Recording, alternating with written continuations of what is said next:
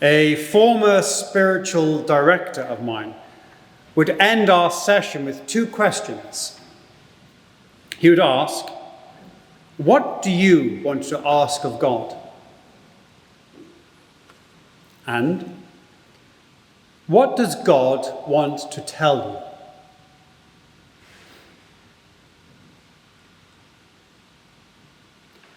I never found it easy to answer those questions.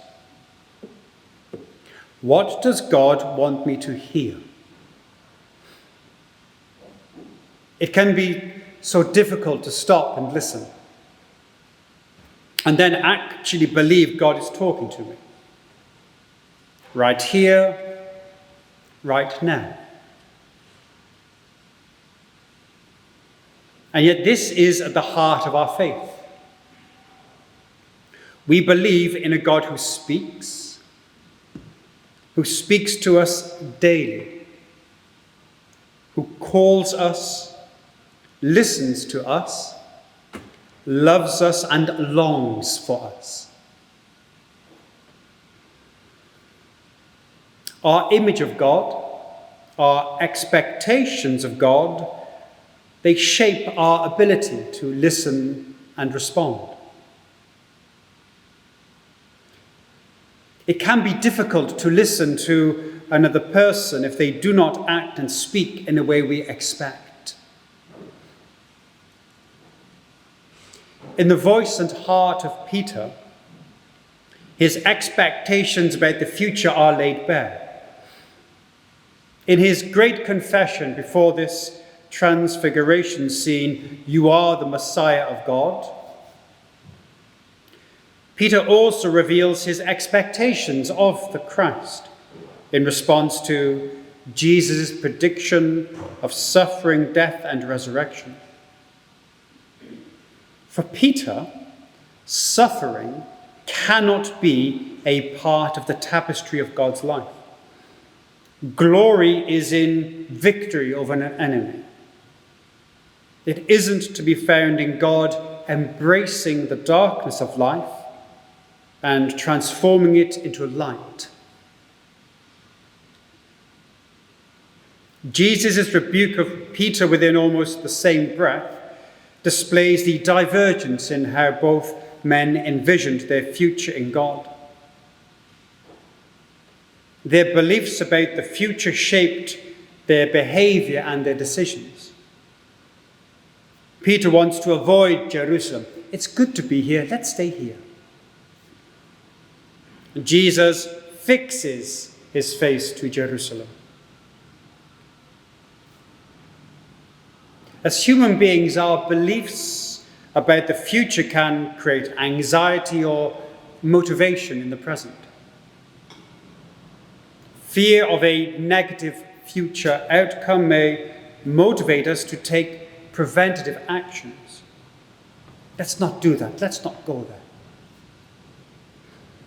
Whereas hope for a positive future may drive us to our desire. Peter's belief shaped his ability to be really present. It shaped his ability to read the signs of the times. And so in the cloud of God's mysterious presence, we see Peter's perception, his interpretation, his expectations being overwhelmed. And in that moment of encounter, he is encouraged to listen, to let go, and hear what Jesus has told him. In this dazzling scene of Jesus' transfiguration, of his metamorphosis, we are invited to look deeply into the mystery of his life, to see light in the midst of death, to see strength in surrender, and divinity in humanity. We are also invited to recognize the company of those two men who knew the struggle to listen, to remain rooted in their life in God as they walked the way of faith and unknowing. Just as those two figures symbolically represent the law in Moses and prophecy in Elijah, we do well to remember that as these figures point to their fulfillment in the life of Jesus, they also point to the struggle, the darkness, and doubt that interweave the life of faith, the life of being human. Moses, the great liberator and lawgiver of Israel, experienced moments of despair during his calling. When God first called him at that burning bush, he hesitated and doubted his ability to lead the Israelites out of Egypt. He questioned, "Who am I that I should go to Pharaoh and bring the Israelites out of Egypt?" He felt inadequate and unworthy of the task God was entrusting to him. With the ghosts of his past haunting his ability to listen, to accept, to respond. Even after witnessing God's miraculous signs and parting the Red Sea, Moses faced moments of deep despair. In Numbers chapter 11, he became overwhelmed by the burden of leading the Israelites in the wilderness. He cried out to God, "Why have you brought this trouble on your servant? What have I done to displease you that you put the burden of all these people on me?" And Elijah, the fearless prophet who confronted the prophets of Baal on Mount Carmel, also experienced moments of fear and desperation. After his victory over the false prophets, he received a death threat from the Queen Jezebel. And overwhelmed by fear, Elijah fled into the wilderness seeking refuge and prayed for death. He lamented, "I have had enough, Lord. Take my life. I am no better than my ancestors." In his darkest moment, Elijah expressed feelings of hopelessness and isolation. He felt that he was truly alone in his faithfulness, with no one else remaining true to God. Despite his past triumphs, he faced a crisis of faith and questioned the purpose of his ministry and of his life.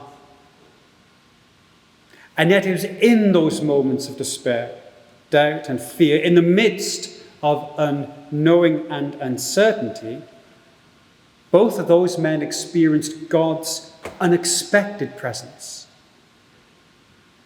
In response to Moses' doubts, he was touched by the divine presence in simple words, "I will be with you."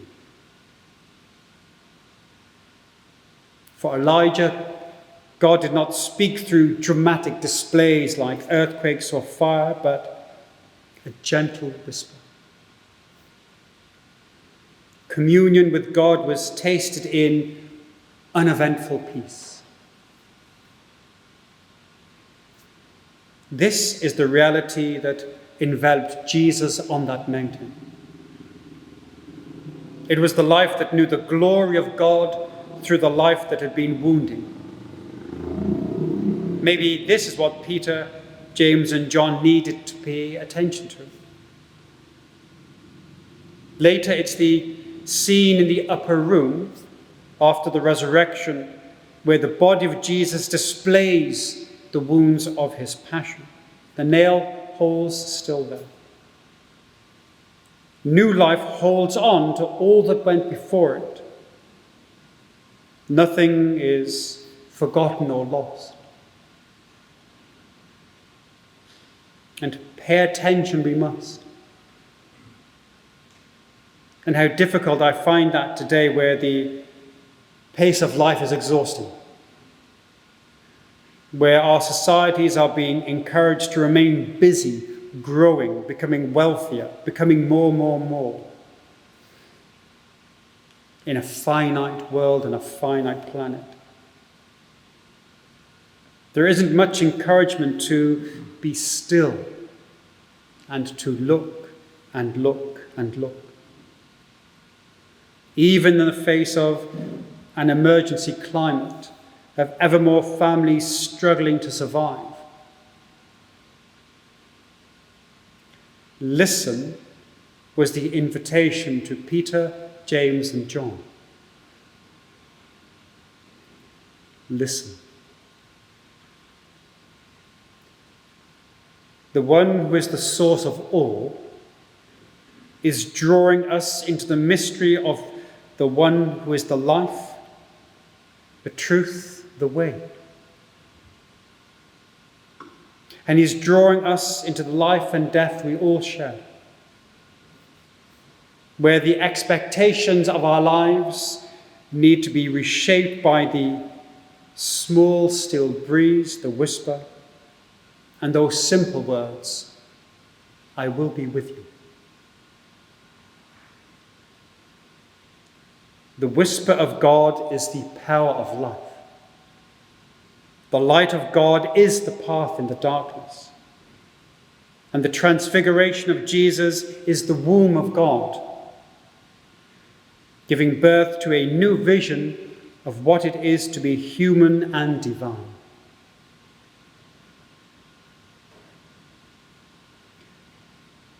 What does God want to tell you?